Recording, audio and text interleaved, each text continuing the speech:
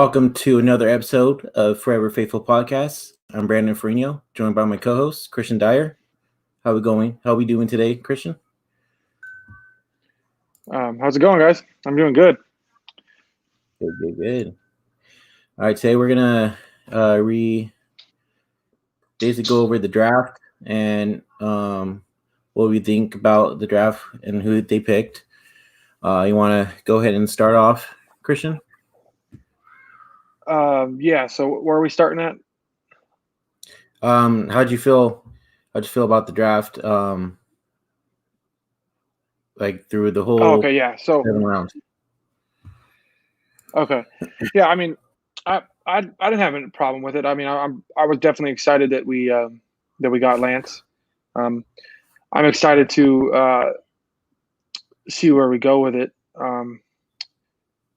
The other guys, not knowing so much about him, I probably would rate it to give him a B as of now, just because I kind of want to see how these guys turn out and where it goes. They could be some like diamond in the rough kind of guys. I would say though, even though I didn't think we needed to draft a running back high, I like the Trey Sermon pick. Just because I was a fan of his when he was at Oklahoma, even before he went to Ohio State. I like the way he runs the ball, and any running back from Oklahoma is pretty good anyway. And then, so I guess because I didn't maybe know too much about all the guys, I kind of have to see how it turns out. So as of now, I would give him a B, and just kind of go from there and see how well they do. I think like the corner, from what I'm hearing, could have easily been a higher pick, so he easily could turn out to be pretty good, and he played pretty well. It was nice to hear to see that lineman we took in the second round hasn't really given up any sacks in his career in college, so I'm excited to see how well he plays. Shout out to our fellow guys, 49ers Hive, Demo. What's going on, guys? What up? Yeah, I'm gonna have to say I give him an A. I feel like the quarterback was perfect draft pick, especially for number 3. Especially with all the hype about Mac Jones and everything. We were freaking excited when TREY Lance was called. And then just like you, I was kind of surprised that we did draft running backs for how deep our running back depth chart is already. I'm really surprised we did. And not just with just one running back, we drafted 2. So I was kind of shocked there. I like our corner that we got, Ambry Thomas. He looks like a freaking stud. So the Hive, thoughts on no wide receivers taken? What do you think, Christian?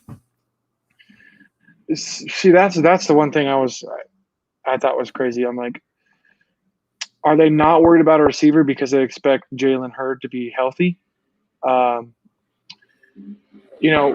We have a really good receiving core as it is.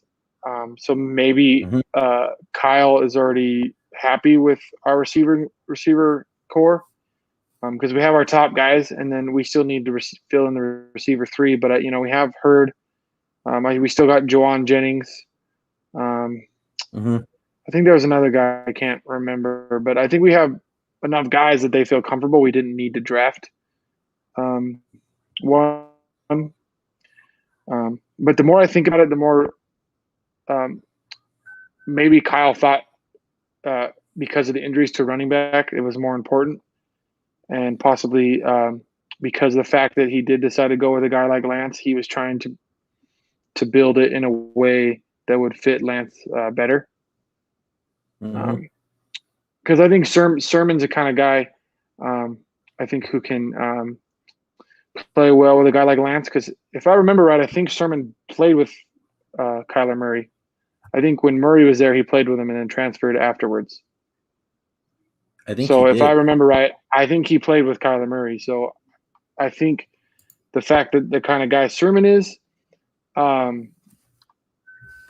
why we maybe went running back like that. And then I just think the no receivers has to be that Kyle's already happy with our receiver room. That's the only thing that makes sense to me because there are so many great receivers we could have taken that I think would have been just absolutely fantastic on our team that that we didn't get. So it kind of surprised me we didn't take one, but the more I think about it, I guess it makes sense.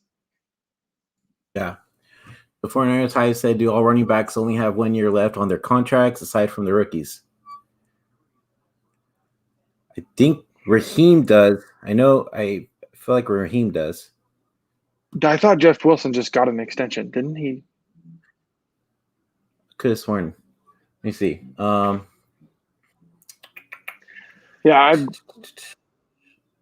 I mean, I have to look. I'm looking that up right now. it's interesting.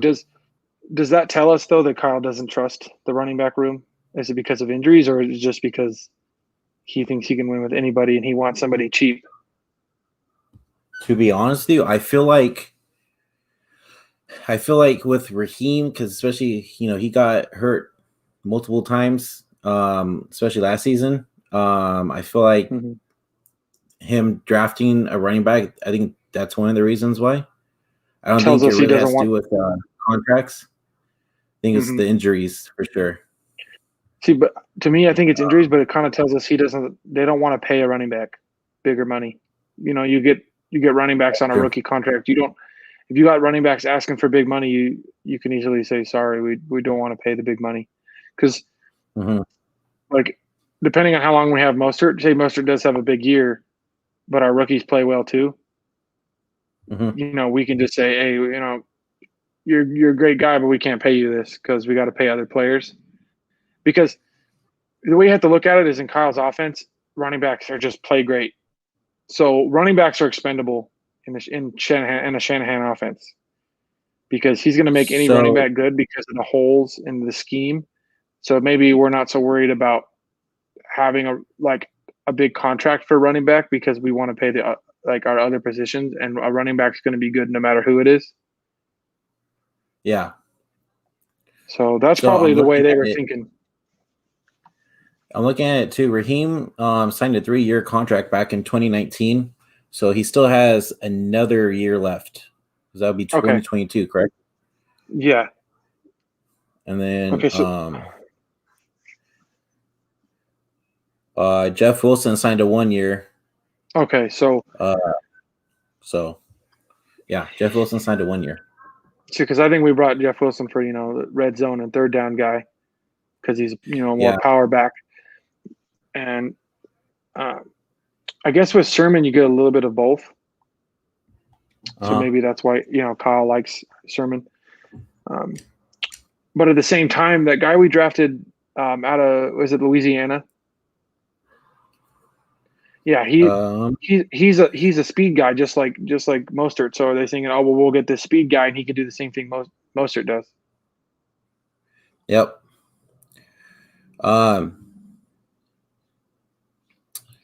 Yeah, I feel like this year, too, which is what we were talking about Elijah Mitchell. I feel like, yeah, exactly what you're saying.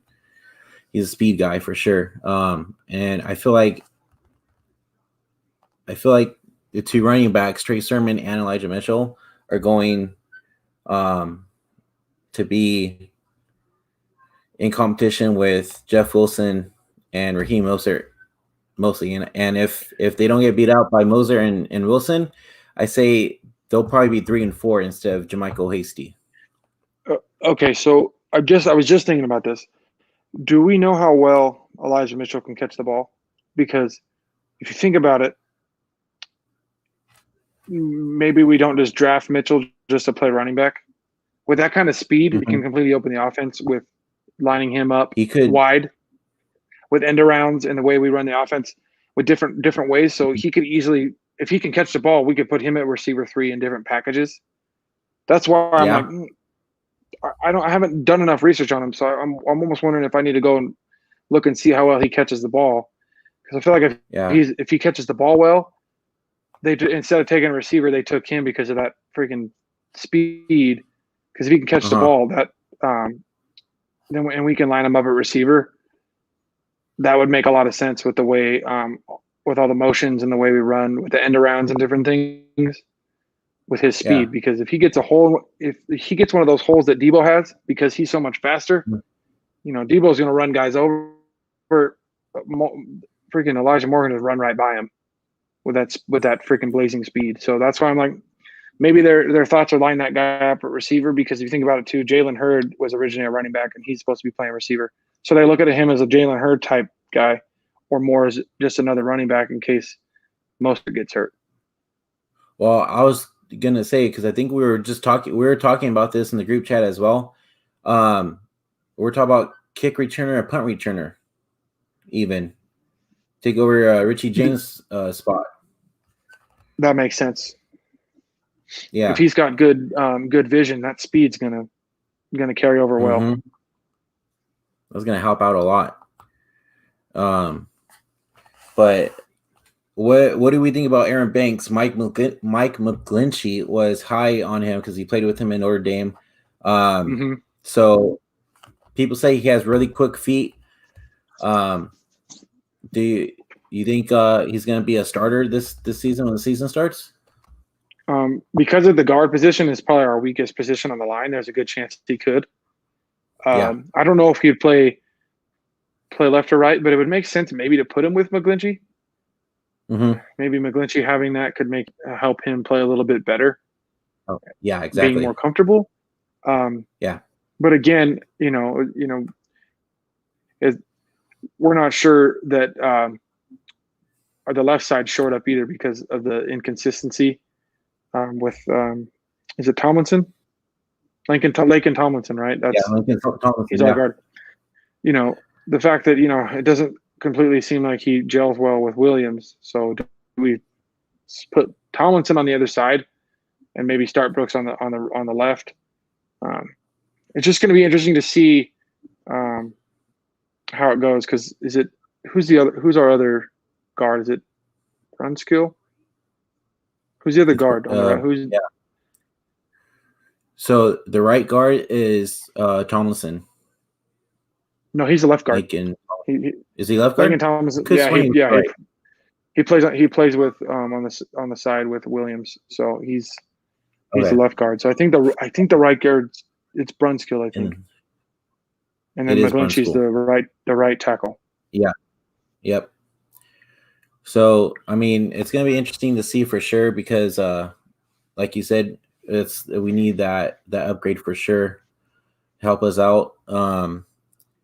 And then what I wanted to ask you is, with drafting Emery Thomas and having Verrett and Mosley at the ends, where do you see him fitting in? You think he's going to be a corner, or you think he's going to be more like he could probably play like a free safety or something? Well, isn't he a smaller bodied guy, or is he? Because I from watching some of the tape, to me it looked like he's probably a smaller bodied guy. So I don't see you having a smaller bodied guy play safety. That's true. So because he covered really well when he did play. I think it was 2019. He has the really good film for Michigan. So, and didn't he win? Did he win like defensive or player of the year for the Big Ten or something like that in 2019? I think I saw something where he was like the best, one of the best, considered one of the best defensive players in 2019 for the Big Ten. So, and then maybe it was 2018. I can't remember if it was 2018 or 2019 when they said it. Maybe it was his rookie season, they said, or his freshman season with Michigan that he played really well. So 2017. Whatever year it was, because I think they said he's had injury issues later on, but I think he won big Big Ten Defensive Player of the Year his freshman year. Yeah. So He's also 6 foot, by the way. okay, Six, 6 foot, what's his weight at? 183 Okay, pounds. yeah. Okay, so he's Yeah. he's not super small, but Mm-mm. I could see with his coverage Uh, skills though, they probably put him at as a nickel guy. He'll mm-hmm. probably start out at nickel just because I think we're probably good at the ends. But it'll be interesting to see. Maybe he beats out Mosley, um, and Mosley plays inside. It'll just be interesting to see because I think he's a guy that can probably come in and start because it seems like Yeah. he's a guy that easily could have went a lot sooner than where we got him Mm-hmm. under different circumstances. So it'll be interesting to see how well he does during training camp. Maybe we'll hear more during that time of how well he's doing and where they're going to put him. Because as of now, I think we're fine at safety. If Tart and Ward are healthy, I mean, those guys are great safeties. They've been there a Yeah. long He'll be time. golden. I'm not really worried about safety as long as they're healthy.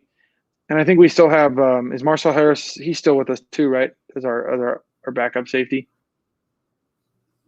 Yeah. He's He our is. other He's safety. still there.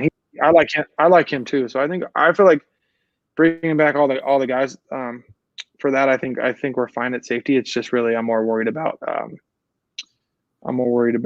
corner to kind of see who we got at Yeah. nickel because I'm a little bit worried about covering the slot. With the nickel guys, especially with the speed that our division has at receiver. So it's going to be very interesting to see how well we can cover that. Mm-hmm.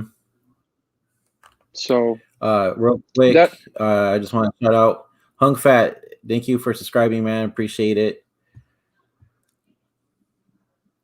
yeah, thanks, But bro. what do you from a couple of the videos that we saw from everybody posting about the safety from USC, Talona Huganga, I think I pronounced his name right. A couple of the films that I saw on Twitter that people keep posting, he looks like a freaking stud, man. I'm actually excited to see what he has. I always, as much as I hate USC, any defensive player coming out of USC, I always give them the benefit of the doubt that they're probably going to be good players in the NFL. Like Yeah, they have had trouble lately with developing talent, but normally defensively they do really well in talent. I mean, the Pac-12 in general they have a lot of good defensive talent. So yeah, I'm excited. I mean, I'm excited to see how well he is. He does look pretty good. I've heard that he's done a lot of work with Polamalu, being a USC guy and Polynesian. So I guess he has like a close relationship with Polamalu, which says a lot because Polamalu is one of yeah, the greatest safeties of all time. So if that's the kind of guy he's working with, yeah. He then is. I'm excited to see what he might turn into. But I think he'll be good because I like the guys that he's going to be working with Ward and Tart. So I think that'll really pay off with having those kind of guys with him in the locker room because you remember those they were mid. I think Tart was a mid-round guy. I remember drafting him. I think he was we got him 4th round. Was it 3rd or 4th round we got Tart? So Yeah. And then I think Ward might have been earlier, but still, like he might have been 2nd round. But still, like they're 2nd to 4th round guys. So I think they'll be good teachers for him, and I think he'll be really well because a lot of those guys that come out of USC they normally do pretty well. So Yeah, it'll be fun to see how that turns out. yeah. So I want to move forward back to the quarterback position because everybody's been talking about it. I kind of want to get your opinion on what do you think is gonna happen this year, and do you see Trey Lance starting anytime this season at all? Okay, so I think, I mean, there's kind of what I want to see happen, and then there's kind of what might actually happen. But let me start off with like what I want to see happen is I'd like to see Jimmy start. Um, I'd like to see like Lance get some time watching a little bit and get better. Mm. So I mean I'd like to see Jimmy start. To be honest, I'd like to see Jimmy ball out. Um, I mean I Me think too. because I think that Kyle feels comfortable starting Lance, but I want to see Jimmy ball out because I feel like if Jimmy balls out and Kyle still wants to play Lance, if Jimmy balls out and is playing really great, I'm hoping that by the time the trade deadline comes around, Jimmy's value goes up. You know, say Hmm.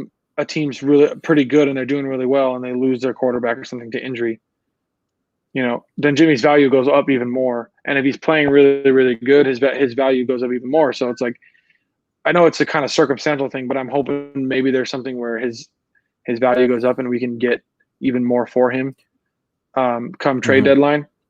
Um, and that's what I want to see. But what could happen is Jimmy might play well, but he might still have you know, just a kind of the middle of the pack season if he and not a Yep. great one. Then I think Lance comes in sooner because I feel like Jimmy's on a short leash. So if Jimmy starts messing up and not playing as well as he should, and you can kind of see the frustration from Kyle on the sideline because he does, you can kind of tell. I think You can tell um, him he is. so. I think what I think is going to happen is Jimmy's going to play, you know, good but not great, and then I think Hmm. after a couple of weeks they're going to be like, okay, we're going to put in the kid and see how he does. Um, Uh, um, all I was gonna say is, so I was listening to KBR today, and they were mentioning how Jimmy was on one of the CBS sports shows on the radio, and he's basically saying, he's excited to teach the kid everything, and mentor him, and he's not taking offense to it, and that he was happy that Kyle and John let him know that they were drafting a quarterback in the draft this year, and he's not mad at all about it, and he says he knows that he's going to have competition, um, you know, and he's excited to compete with Trey Lance and the OTAs and everything. So, I mean, what do you think about that? Yeah, I mean, Jimmy's a great guy. We all know the kind of guy he is. So I Yeah. wouldn't expect anything less from the kind of guy that Jimmy is for him to be cool with it and to take Lance under his wing. But I'm very intrigued in the sense that this is the first time I feel like Jimmy's got to compete. Like he's got something pushing him because it can go both ways. It can go he falters and the pressure gets to him, or he plays better than he's ever played before because of the pressure and the know that he could lose his job at any time. Um, it's kind of Yep. like the way Alex Smith played when Kaepernick was there breathing down his neck. That like Smith was Yeah, having that's the true. best. He's having the best season of his career before that dang concussion, and he lost his He job should have. to injury. But he was having the best season of his career, and then you know he gets hurt, and then Cap takes over from there. So Hunk Fat says, "Will Jimmy be more like Alex Smith with Cap or Tom Brady with Jimmy?" Um, I would think more Alex Smith with Cap. I mean, Tom Brady um, was more the quarterback and the guy, and he felt threatened by Jimmy. Well, rightfully so, I guess, because Bill was ready to move on, and then you know Tom kind of went to went to the owner and overstepped Bill. So that's kind of how that happened there. So I definitely think it's more Alex Smith with Cap because it can go like I said, it can go two ways. Either the Jimmy crumbles under the pressure or he excels from the pressure. So we're kind of going to have to Yeah. see. But either way, Jimmy's not going to be there for more than a year. So it's really just going to be is Jimmy having the best year of his career, like best season of his career. As long as he doesn't get hurt, he'll probably stay in. Like if we're winning and Jimmy's playing great, he's gonna play the whole season. I'm pretty sure that if he's playing great, and Mm-hmm. he'll play the whole season unless like the Niners trade him because there's such a great offer. But if he's playing great and we're winning games and we're like, there's 17 games, so say we're 13-4, 14-3, something like Mm-hmm. that. Then, you know, um, he'll start the playoffs, everything, unless he gets traded. And then after the season, he'll probably get moved, depending on how well we do in the playoffs as well. But if he does struggle and he's not doing as well, then Lance is going to come in and we're going to kind of see where it goes from there. Okay. Marvin says, what do you think the odds are if the Niners are trying to get A-Rod? And he says, I don't think the door is shut on that. We're talking about this on the draft show on the 49ers High podcast. And like we said before, with them trying to get A-Rod, it's going to cost too much. And that means like Nick Bosa or George Kittle, somebody big on our team. And I don't think it's worth it. Plus, like I said before, with having Aaron Rodgers, yeah, we could win the Super Bowl with Aaron Rodgers, the team that we have too. But you think about it, I'd probably say maybe 2, 3, possibly. And if you look at TREY Lance, we have a lot more time to win more Super Bowls or, and compete basically, A-Rod's coming to his time to where he's going to retire pretty soon, I feel like. I mean, yeah, he's at the end of his career, and you don't give up what it costs to give up for a guy that's at the end of his career. You just don't. It's like, it's not worth it. Like, it's not worth giving a big player or something. Like, if we could have got him for cheap, fine. Like, if we could still get him now for cheap and let him play and let Lance sit behind him for a few years because he's a great quarterback, then yeah. But I mean, you're not going to give up what they want. They're going to ask for it, which is just they're going to ask too much. It's like, yeah, he's the coming off an MVP season, but he also only has a couple years left. And you're not going to give up a crap ton of capital for 2 to 3 years. I mean, don't get me wrong, we'd probably win the Super Bowl with freaking Rodgers because, I mean, he's never had a defense. I mean, if you look at all his freaking playoff games, like NFC championships he's lost, his defense has given up 35, 40, 45 points. So I don't see why we would win a Super Bowl with Rodgers, but they're not going to just give up all that just for 1 or 2 Super Bowls. And you mean, yeah, it'd be nice. And I don't mind. For me, I just want 1 Super Bowl. I'm cool with just 1, just 1. And then I'm good. But at the same time, you got to think of the way that the team's thinking, and they're not going to do it. And I think there's only a few teams that are willing to get, like, honestly, the best chance for the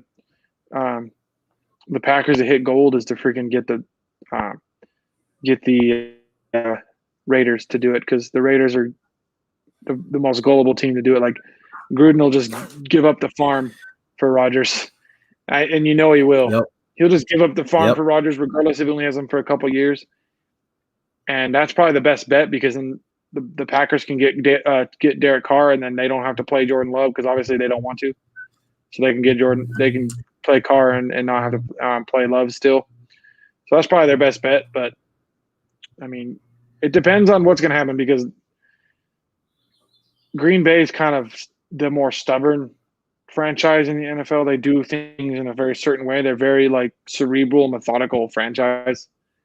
So they're not going to handle this situation the way some franchises do. So I wouldn't expect anything. We have no idea what's going to happen because of the fact it's Green Bay and the way they do things. Like, Rodgers might just end up retiring and going to do Jeopardy. I'm thinking he's going to, because Green Bay already said they don't want to trade him at all. They want him to stay and play this season. And Aaron Rodgers is like, no, like, I want to be traded. And even if they do trade him, they're not gonna trade him into the NFC. Still, they're gonna probably trade him to the AFC. Yep. There's a lot of scandalous rumors about the Broncos, but I honestly don't think he's going anywhere. I'm being completely honest. His best chance in Green Bay. His best chance of going somewhere when you think about it, though, is literally pulling a Carson Palmer. The only reason Carson Palmer got to the Raiders is because he was straight up retired. Because he's like, I'm done, and they didn't want to trade him, and then he That's true. retired. So the Bengals are like, well, we're screwed. And then if they got a call from the Raiders, are like, oh, hey, we want Carson Palmer. So then they trade him, and Carson Palmer's like, okay, well, I'll come out of retirement then. That's what he wanted. So that's Rodgers' best chance. But at the same time, it's kind of a bluff because Rodgers can't really afford to miss any more years because he's only got a few left. So it's kind of where Palmer was only in his 7th season when that happened. You know, Rodgers is at the end of his career, so he could do that. Yeah.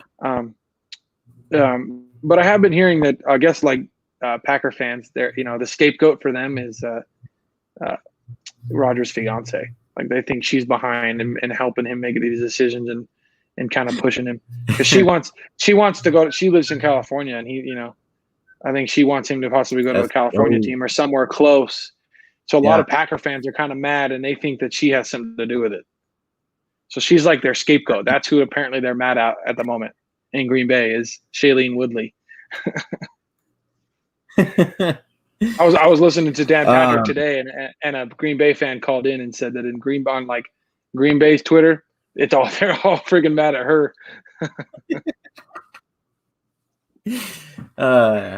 That's funny.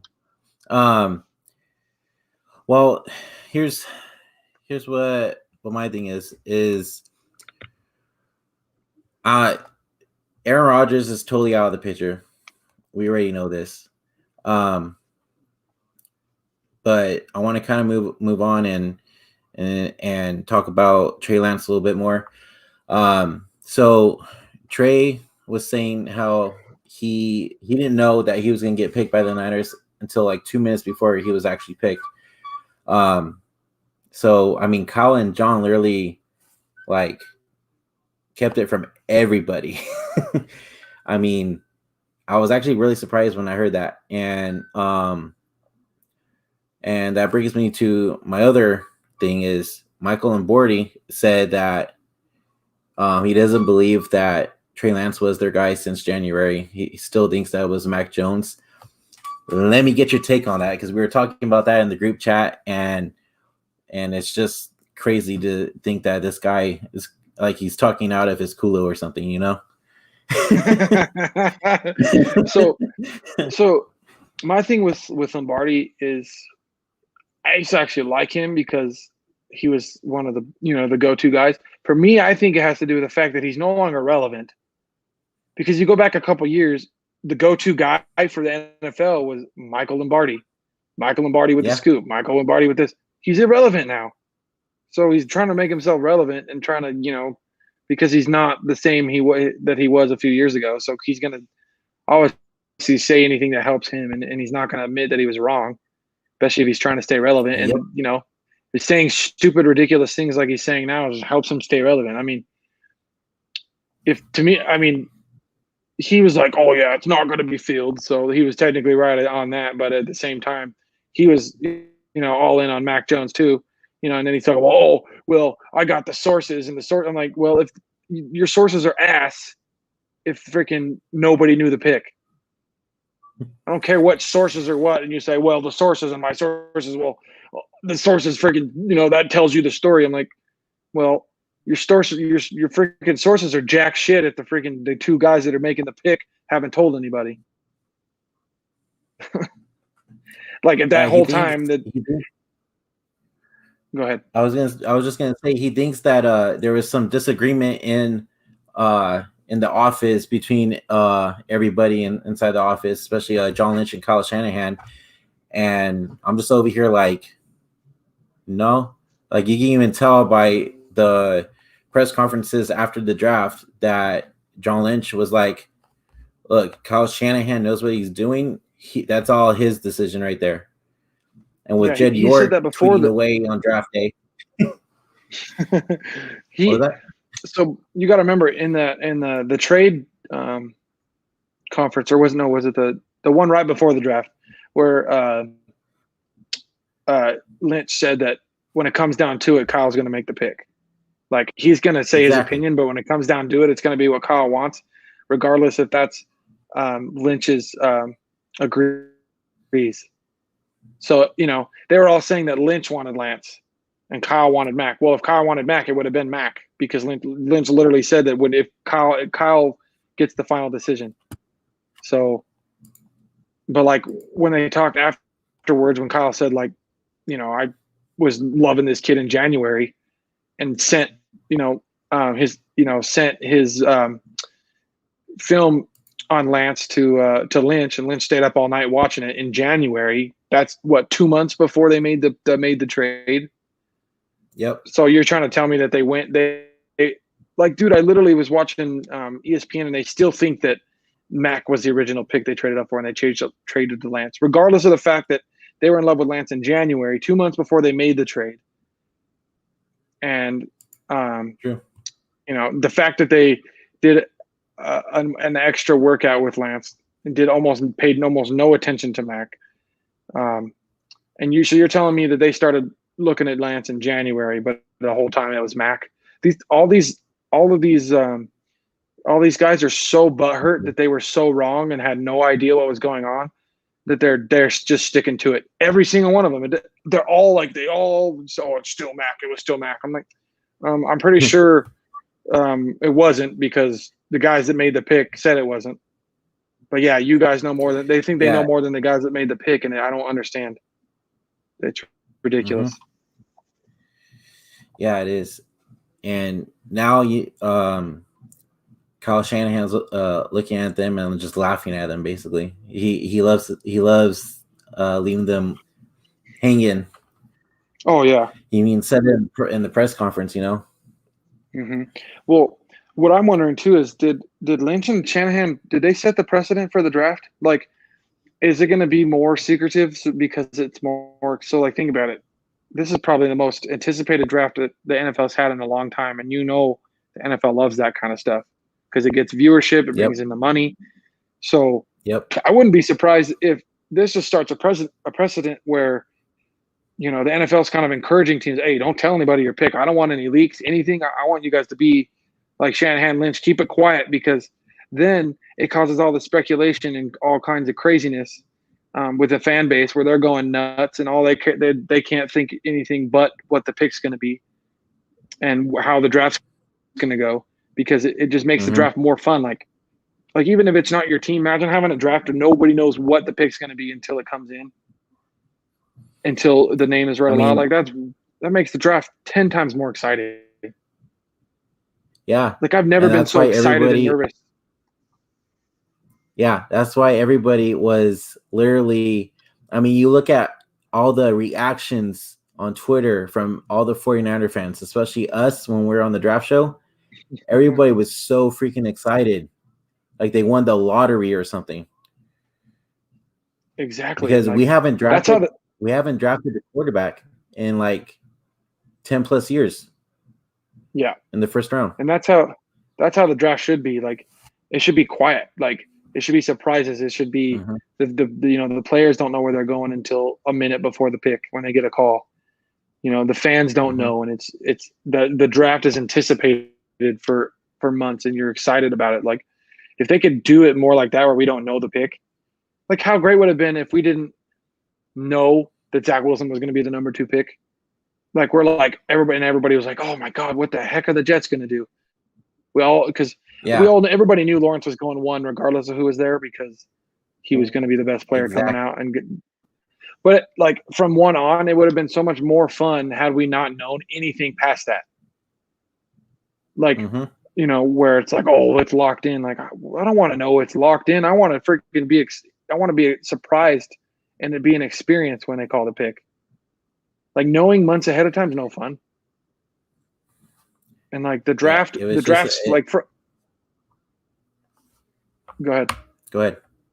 I would say the draft is like for us diehards. Go ahead. Yeah. For us diehards, the draft's we're always fun, but like the more you do it, where the anticipation builds and builds, you're going to get the more like casual fans are going to want to watch the draft too.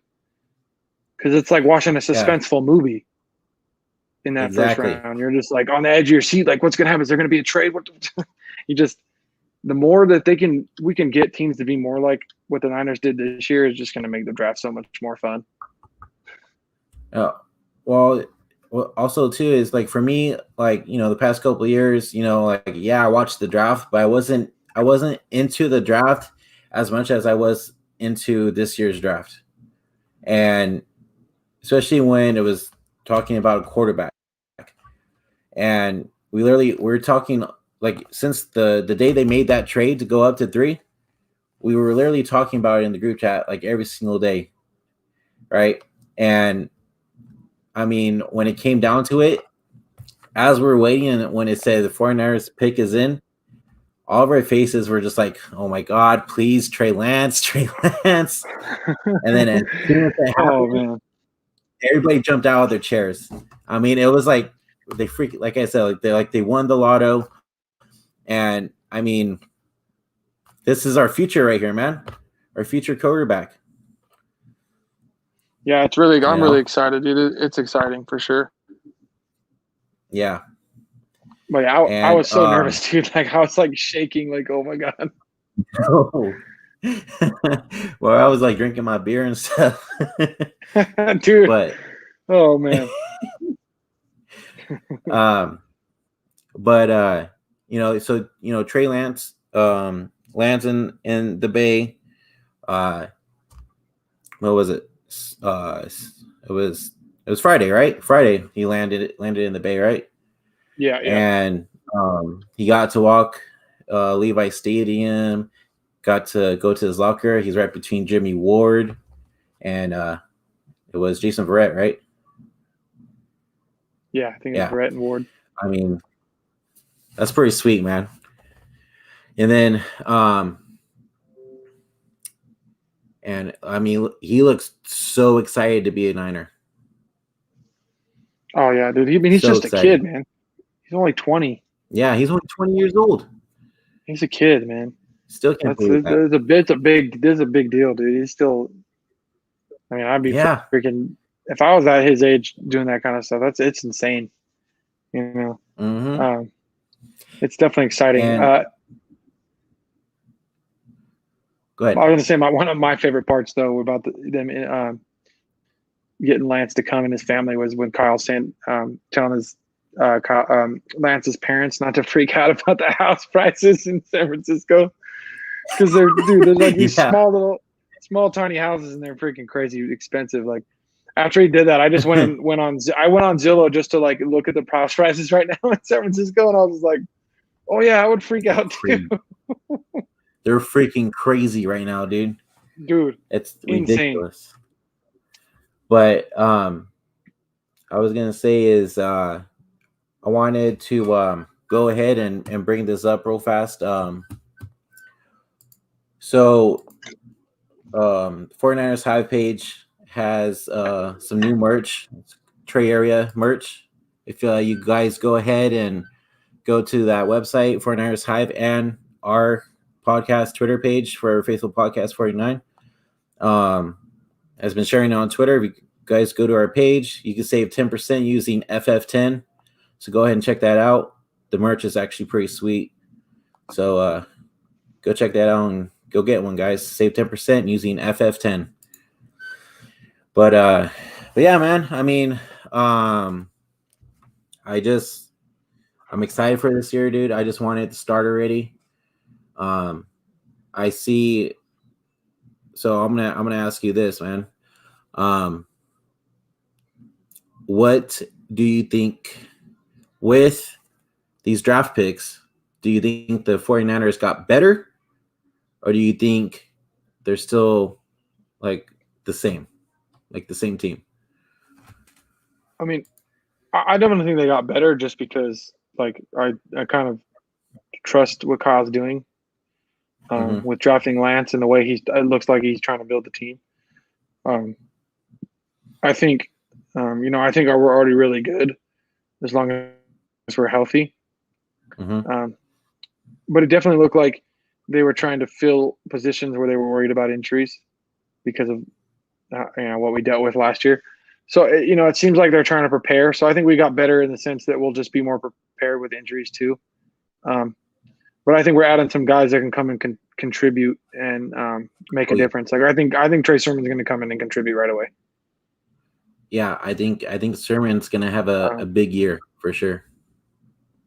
yeah, and then I think that the corner out of Michigan is going to come in and contribute right away.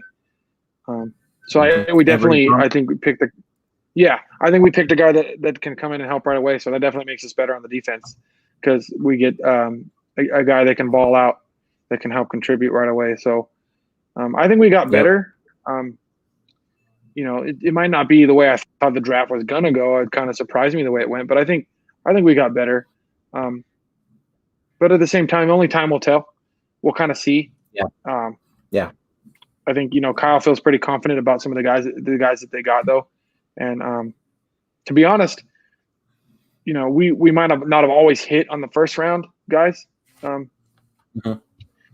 with Lynch and Kyle, but the mid round guys, I mean, they've done fantastic. Look at all the guys that are been fantastic that we have in the mid round. I mean, Well, Warner, yeah. Right. Yep. Kittle, Debo. Mm-hmm. Mm-hmm. So we from the second round on, we've been fantastic. So I have no doubt that these guys are all going to be great and contribute because we've done so well drafting in the mid rounds that they're just always good at finding diamonds in the rough. That's why I feel like that safety we were talking about. There's a good chance he could come out and really be great just because of the fact that all those guys that have gone and around that part of the draft for us have panned out to be really good players. So I'm excited Yeah. just because of the fact that we've just hit and hit and hit in the mid rounds. Well, I was going to ask you too is so the Niners did sign an undrafted free agent, um, Austin Watkins Jr., the wide receiver from UAB. Oh, okay. Um, Um, I'm hearing 6'3", 210 pounds, caught 98 passes for 1,642 yards and 9 touchdowns in 3 seasons. He is the cousin of Sammy Watkins, actually. So, I mean, if he has the speed, bro, that's going to help out as well. Just like Sammy well, being at Watkins. 6'3", that almost makes me wonder: are we trying to maybe get a guy to help in the red zone? We Either don't have. that or maybe even uh wow, I can't think of it right now. That like the third receiver guy. Yeah, because if you think about it, we don't have a lot of Slot height receiver. at receiver. We don't Yeah. have a lot of height at right receiver. So a 6'3" guy, that's kind of nice. And he'd technically be the tallest guy because I think Ayuk's at 6'2", right? Yep. Debo's Yep. about 6'2". So like Kittle's Yeah. probably So, our tallest receiver, and he's a tight end. So well, I it mean, would make sense even to though have he's a been guy with. hurt, Jalen Hurts our tallest guy. That's true. So That's true. Okay, so but maybe we did sign him, a free agent, but if he can come in and go up and get the ball, especially in the red zone, with his height, and we'll kind of have to see because sometimes guys like that, they pan out and just sign him in free agency, but he'll definitely get a chance. Because we even drafted Juwan Jennings in the 7th round and gave him a chance. I mean, it didn't work out to where yeah, that's true. he started, but he got to the practice squad. So if Watkins can come in and ball, we'll have to just see because that I think that receiver 3 spot's open. Oh It's yeah, going to be it definitely is. it'll be a competition. Oh yeah. Unless Um, Hurd's healthy, but we can't really count on that. we've been talking about Hurd too a lot in the group chat, and I hope to God he stays healthy for the whole year because we have yet to see what he has besides the preseason, man. Oh, I mean, I think Kyle's got something cooked up for him, and there's a reason why I think so. he's still on the team because Kyle's just waiting for him to have that healthy season because he's got to have something up his sleeve with him because of the kind of player he is. Like, there's a reason that the Niners haven't given up on him. Yeah. That's got to be Kyle. I mean, anybody else would Yeah, just I be like, think, dude, we can't keep you around anymore. You can't stay healthy. But they've kept him around for a reason. Yeah, I'm ready to see what it is, man. I'm really like I've been excited for him for the past 2 years, dude, Yeah, since we got we him. all have. That and I think just because of that, we had those kind of guys we have in the way Kyle has the offense. That's why. I mean, I wouldn't even be surprised if Lance plays well enough and beats out Jimmy too, just because you know most rookies don't get to start for a team with with this kind of Yeah. talent. It's like why that's why Lamar Yeah. when he came in he played so good.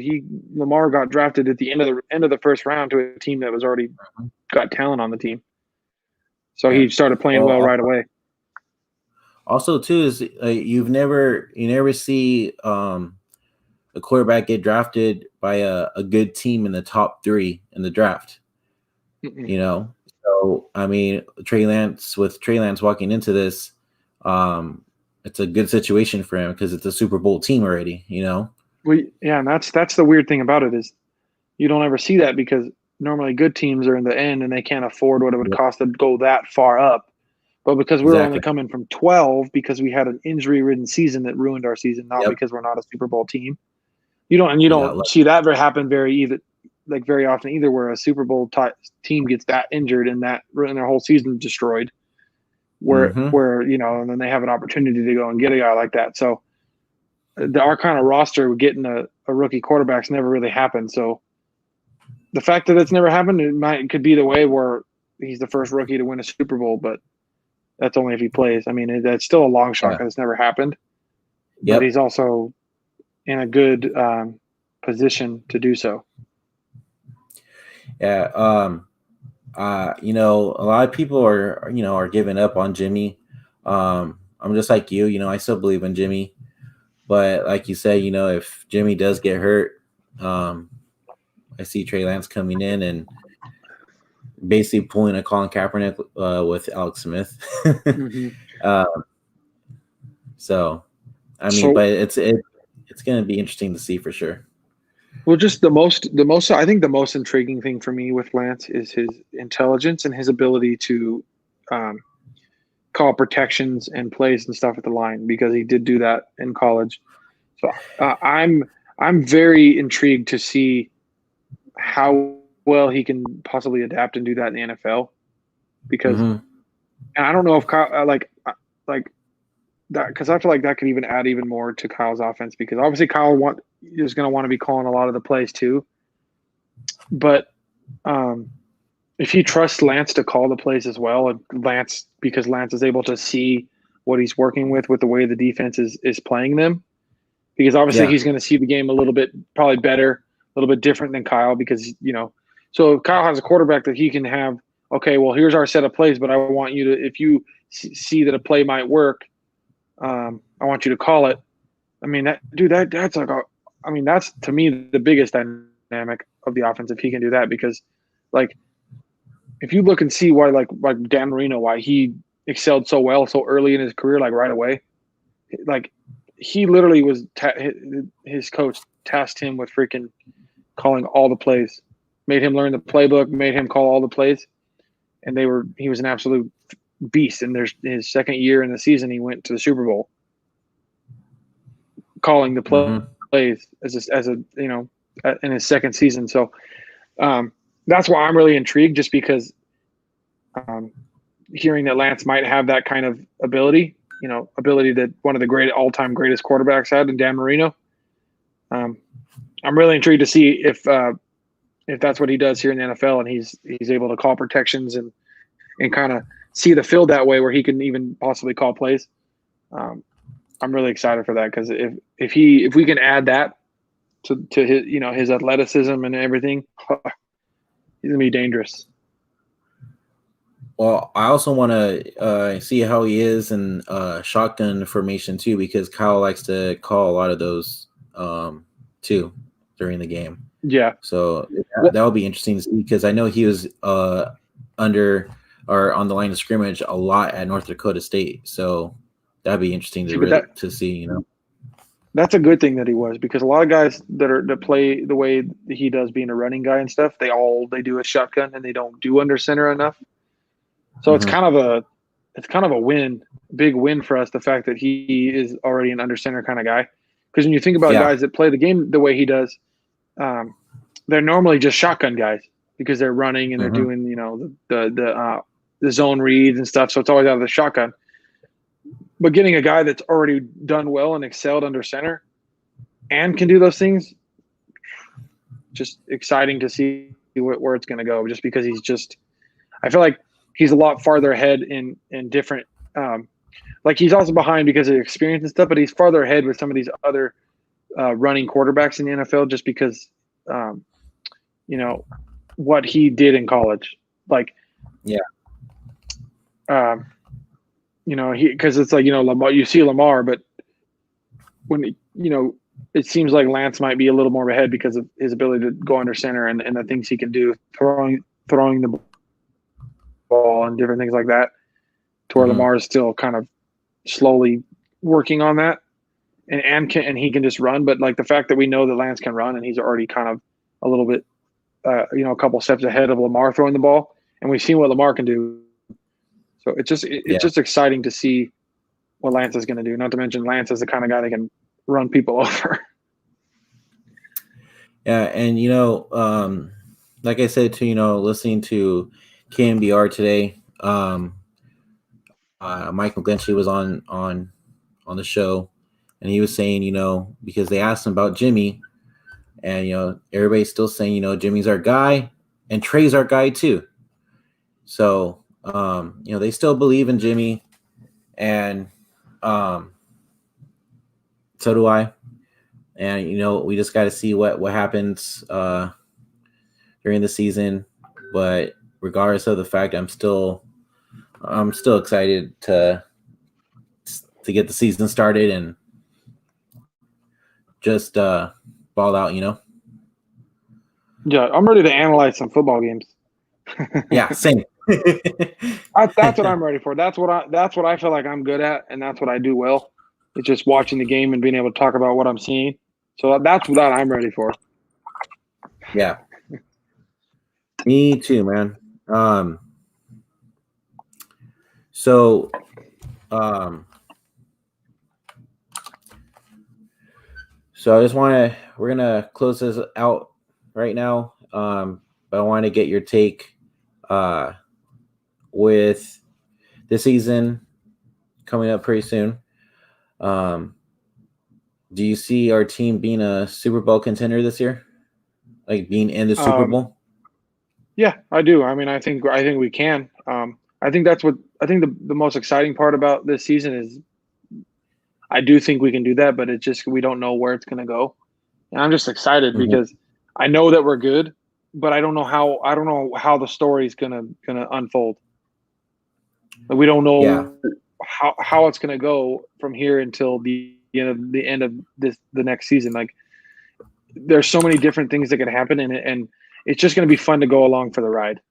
Because I know we're gonna be a playoff team, but it's gonna be fun to go along for the ride because I mean, dude, our division is just unreal right now, dude, and it's just going to be so much fun. It's really just going to be so much fun. It is. Yep. I'm excited. I'm excited for that for sure. I also just wanted to mention real fast, watching TREY Lance's film from North Dakota, he reminds me a little bit of Patrick Mahomes. Like, like on the run when he throws the ball and everything. Like, I just kind of saw a little bit of Patrick. I mean, that makes sense just because, like, Lance has the arm strength and can put the ball where he needs to. But at the same time, they talk about how he lacks in a little bit of accuracy. But Mahomes still lacks in the accuracy too. Even he can throw the ball from everywhere, but he still lacks in complete accuracy. So it makes sense. That's why, like, complete accuracy might be a little overrated. It's nice to have, but not everybody's going to be a freaking Peyton Manning accuracy wise. Yeah. So, I do have my biggest reservation is maybe just kind of the way, the motion, that Lance throws the ball. because of that motion, he can get the ball knocked out of his hands at times if he's getting rushed. So I'm worried about that because he starts from so down here to wind up. You can tell that you can tell that he didn't go to the Manning football camp, because if he did, that ball would be from here to there. Yeah, yeah. Because that's why Manning was so great, because Manning didn't have always the arm strength, but Manning could get that ball out and freaking gone. It's here and it's gone. So I'm hoping that they can work on that part of his game to where he's not like he's from here, and that longer windup worries me, because that's when the ball gets knocked out. I think once OTAs and training camp starts and everything, I feel like the quarterback coach is definitely gonna work with him with that. So like I'm not too worried about it. Because I mean, once again, he only played 17 games, so yeah, he's gonna, because of his arm strength, he can get the ball out fast because of his arm strength. But it'll be even better if he can shorten up that wind up and not start from so low. If he can start up from high up here and go, it's gonna add a whole dimension to the way he throws the ball. So that's just the one thing I want to see him improve. Hopefully, it's just coming from down here and going. Yeah. All right, I think that's gonna do it for us. I want to go ahead and share real quick. If you guys can subscribe to our channel for our Faithful Podcast, give us a follow on Twitter, FFPod49, and give us a follow on Instagram, Forever Faithful with 2 I's Podcasts. Once again, you guys, go check out our merchandise store where you get all your Forever Faithful Podcast merch. And we'll see you guys next time. Peace, guys. See you guys.